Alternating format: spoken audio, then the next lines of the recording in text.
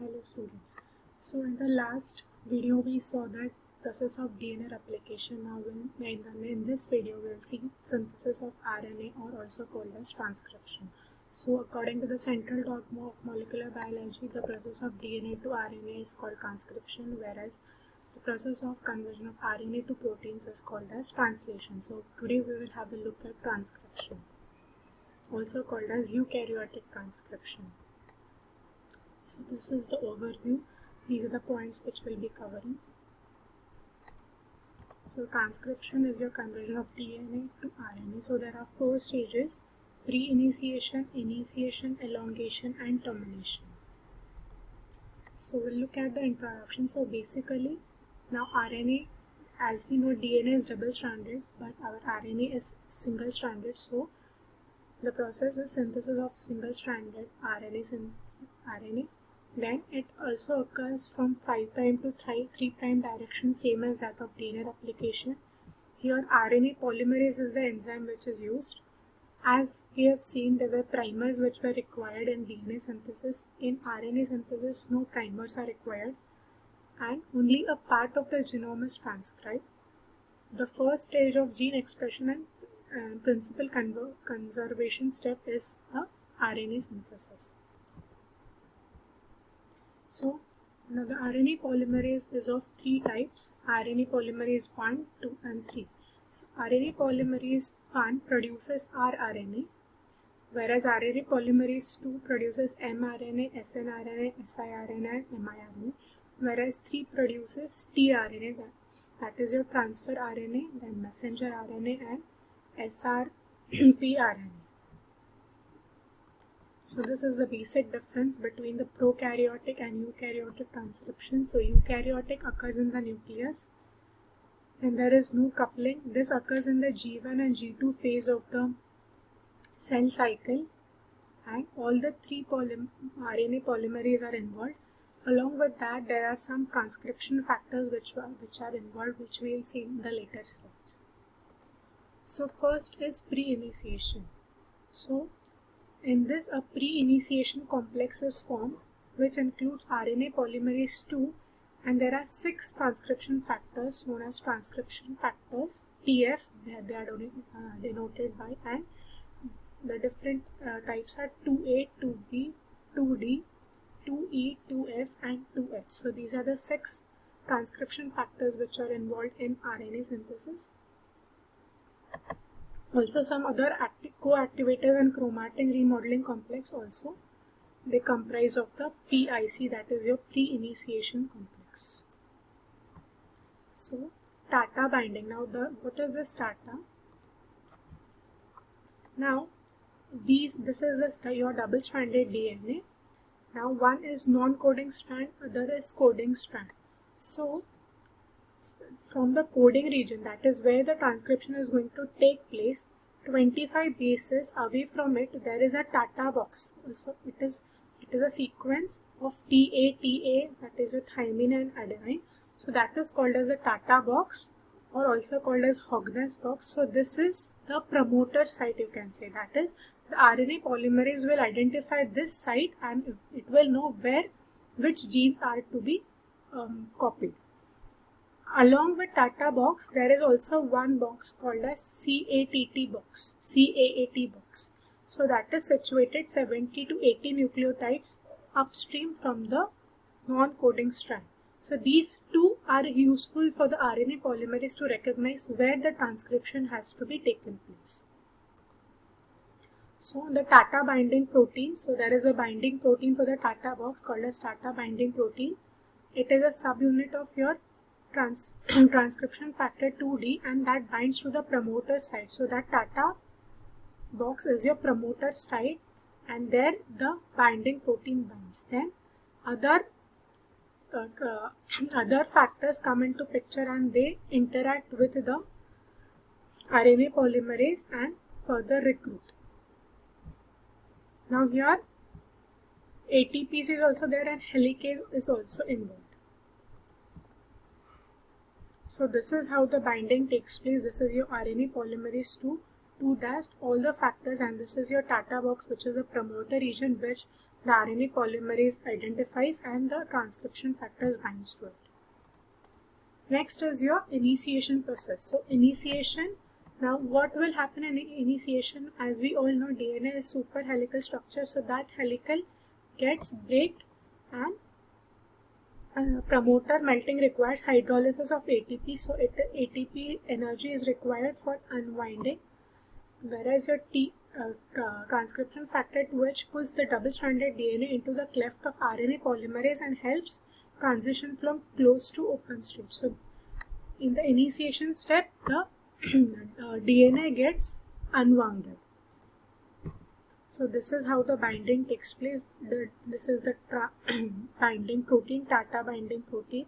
These are the different factors. This is your RNA polymerase 2, and here you have your bases, UTP, ATP, GTP, and then the transcription takes place. Next step is elongation. So the polypeptide chain is elongated with the help of elongation factors. So the nucleotides are kept adding to the 3' end, because we have seen that the addition takes place from 5' to 3'. So the RNA polymerase adds the nucleotides to the 3' end. So this is in short the elongation process. So as you can see, this is the RNA DNA hybrid region. The nucleotides are getting added. This is towards your 3' end, because 5' to 3'. So this is your new RNA which is synthesized.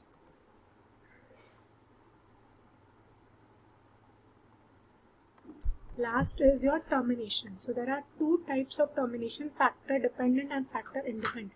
Factor dependent requires termination factors along with RNA polymerase 1, whereas independent is done by the RNA polymerase 3.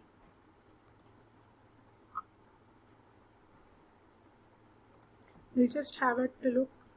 So initiation, so there are 3 steps in initiation. First is chromatin containing the promoter sequence is made accessible, that is the starter box. Then binding of different transcription factors. We have seen the 6 factors, how the binding takes place. And last is stimulation of transcription by enhancers. Now what are these enhancers?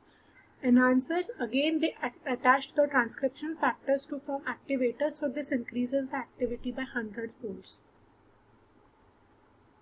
Okay, and the RNA which is synthesized from this is primary mRNA, which is also called as heterogeneous RNA, because there is some modifications which are required to be done to that RNA. So these are called as the post-transcriptional modifications. So in the transcription we have the 5' end capping. So a guanine nucleotide linked to the 5' end of the triphosphate. So at the 5' end guanine is attached and it is capped. Then you have polyadenylation, that is adenine gets added to the 3' unit. So these are the post-transcriptional modifications. Now also we will have a look. So terminal base addition, base modification and splicing. Now what is splicing? Splicing is the removal of unwanted parts from the RNA which is synthesized.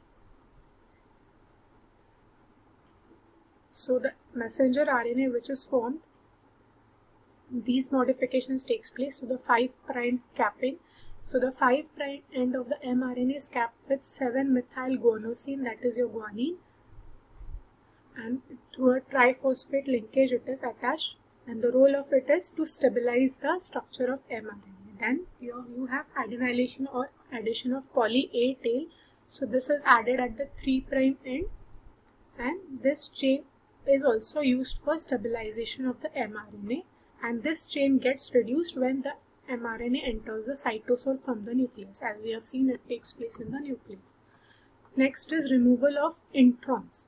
Now what are introns? Now in the DNA, in the RNA which is synthesized, some sites play a role in protein synthesis, whereas some part doesn't take part in protein synthesis.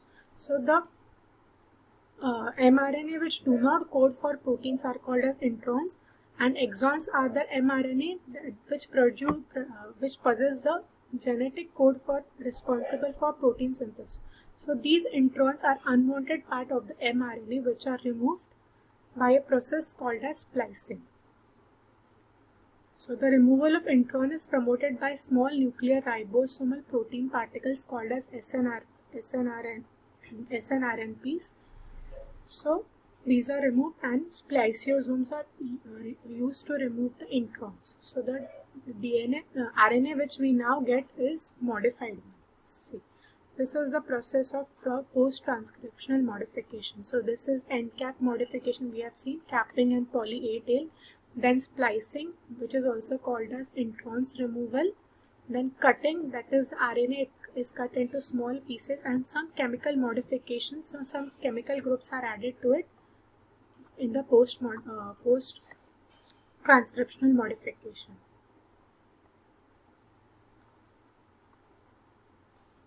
So different types of mRNAs are produced by alternate splicing. So this is the overview. So this is finally the mRNA, this is your primary transcript and this is mRNA.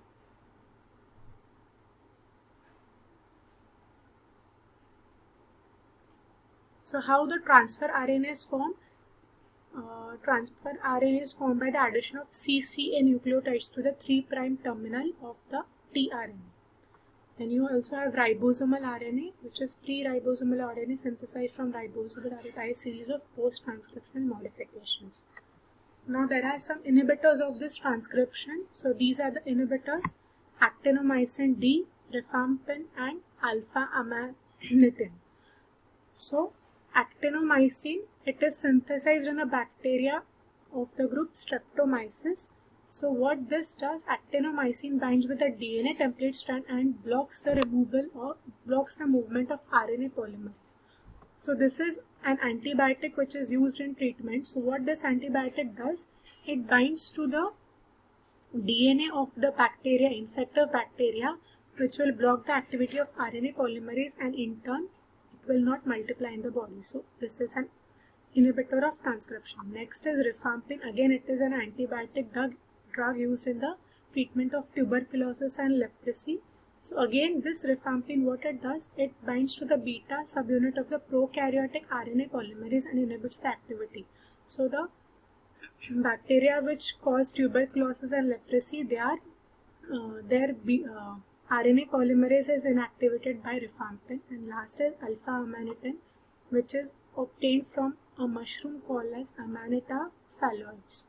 So again, it binds to the RNA polymerase 2 and inhibits the transcription process. So this was in short the process of transcription.